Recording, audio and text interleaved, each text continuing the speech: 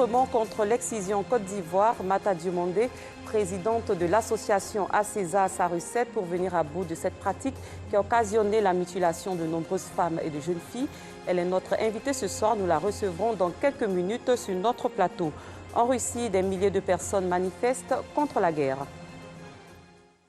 Bonsoir, merci de suivre le 19h. Ensemble, nous y parviendrons. C'est ainsi que se dénomme un concept qui vise à amener les jeunes à cultiver l'esprit d'entrepreneuriat.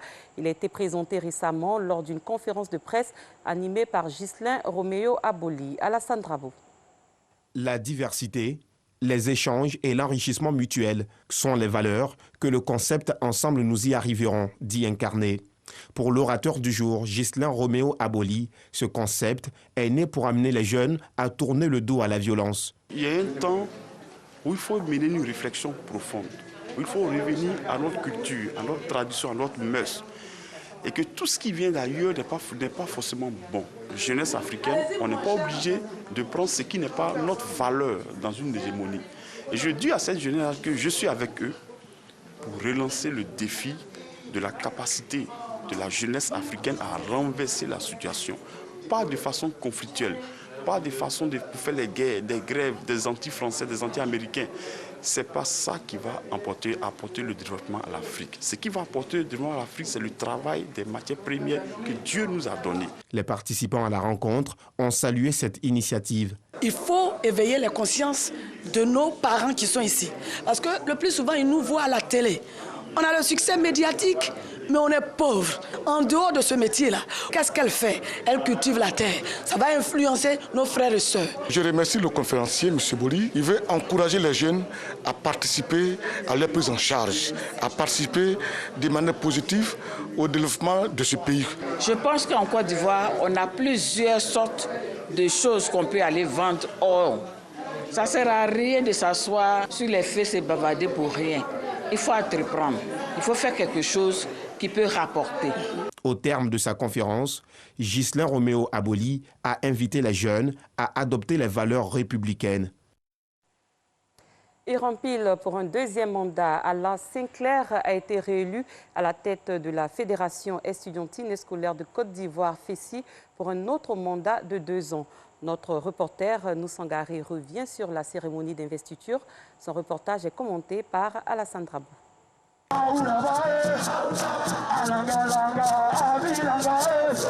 Ces étudiants ont répondu présents à la cérémonie d'investiture du secrétaire général de la Fédération estudiantine et scolaire de Côte d'Ivoire, FESI, élu en décembre dernier pour la mandature 2021-2023.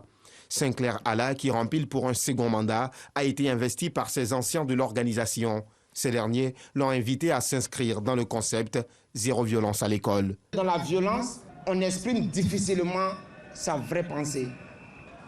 Les cris les plus forts vont dans le néant, mais un mot juste, doucement prononcé, peut régner longtemps sur l'univers. Nous sommes venus ici aujourd'hui leur dire qu'il faut qu'après leur passage à la FESI, qu'ils lèguent aux prochaines générations vraiment une organisation dont l'image est encore plus réduisante et plus respectée dans la société ivoirienne.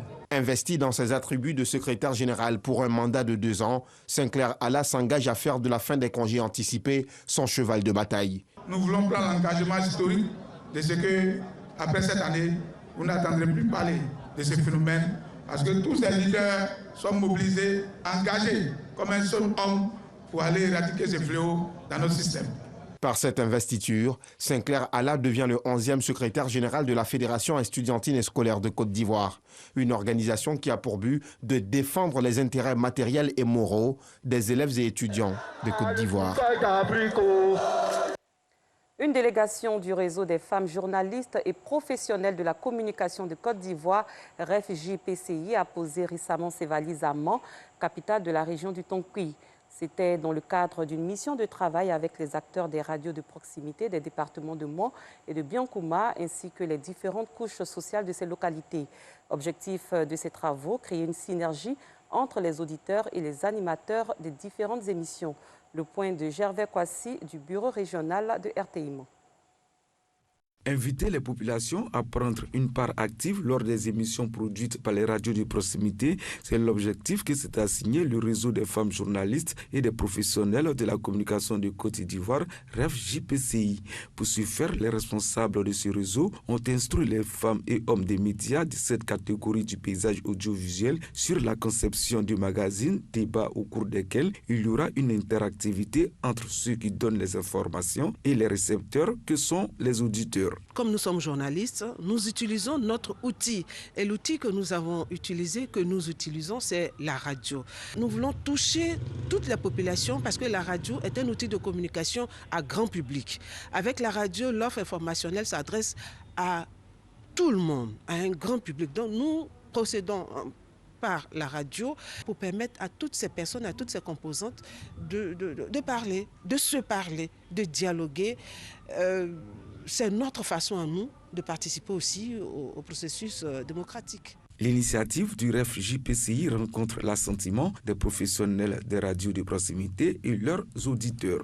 Cet atelier nous permettra bien entendu de travailler de sorte à impliquer les associations, les groupements, les ONG, tout le monde dans les problèmes qui minent nos sociétés et cela dans l'intérêt de tous. Désormais, nous serons mieux outillés pour pouvoir faire nos productions dans lesquelles les populations vont donner leur avis sur des sujets bien précis. C'est une très belle initiative.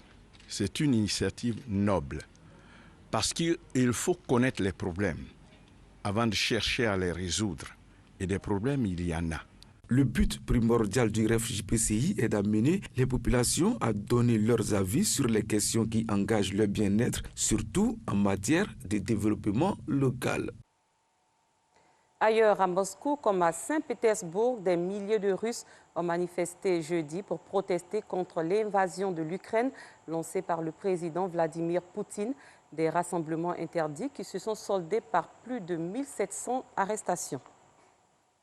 Nous avons à présent le plaisir de recevoir sur notre plateau Mata Diomondé, présidente fondatrice de l'association culturelle Zassa d'Afrique, ACESA, une association de lutte contre l'excision.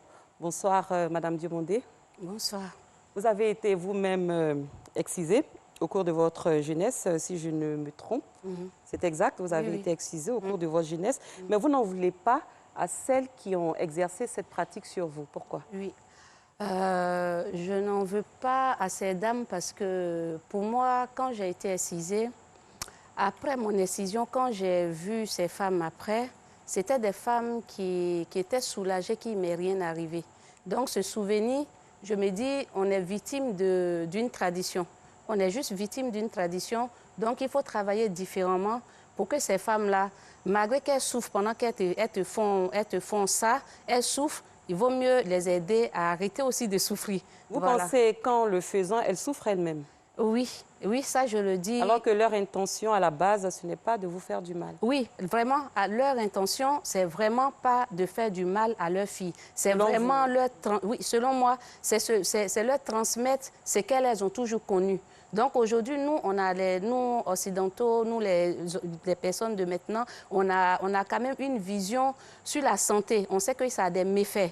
Et donc du coup, quand je dis je ne suis pas victime, je ne suis pas victime parce qu'on était prêts à ça à l'époque. Et aujourd'hui, nous ne sommes pas, les enfants qui sont nés aujourd'hui ne sont pas prêts à ça.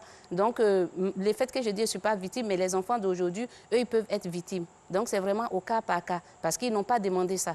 Si vous pensez que vous n'êtes pas victime, pourquoi avoir décidé de mener une campagne pour mettre fin à cette pratique? Voilà, justement parce que j'ai décidé ça parce que ne pas être victime ne veut pas dire que tu acceptes que l'ablation du clitoris soit faite. Mais tu peux ne pas être victime pour pouvoir mieux. Parce que quand tu es fâché, quand tu es victime, tu es dans une rébellion de hate. Du coup, tu ne réfléchis plus à des solutions. Et moi, mon souhait aujourd'hui, que la nouvelle génération ne soit pas excisée. Donc, je ne suis pas victime parce que j'assume ce que j'ai fait. Je suis fière d'être Yacouba et d'avoir pratiqué ça, mais je ne veux pas que ma fille pratique l'excision, soit excisée, parce qu'elle n'est pas de cette génération-là. Les bienfaits que c'était pour nos parents avant et ce que ça nous a apporté, nous, à notre époque, eux, ils n'ont pas, au moment où on a été excisés, eux, ils n'ont pas besoin de ça en réalité. Donc, c'est pourquoi on lutte aujourd'hui, c'est pour la nouvelle génération, pas pour ce qui est déjà fait, parce que ça, c'est fait pour moi. Et il faut trouver des solutions comment améliorer la vie de ces femmes-là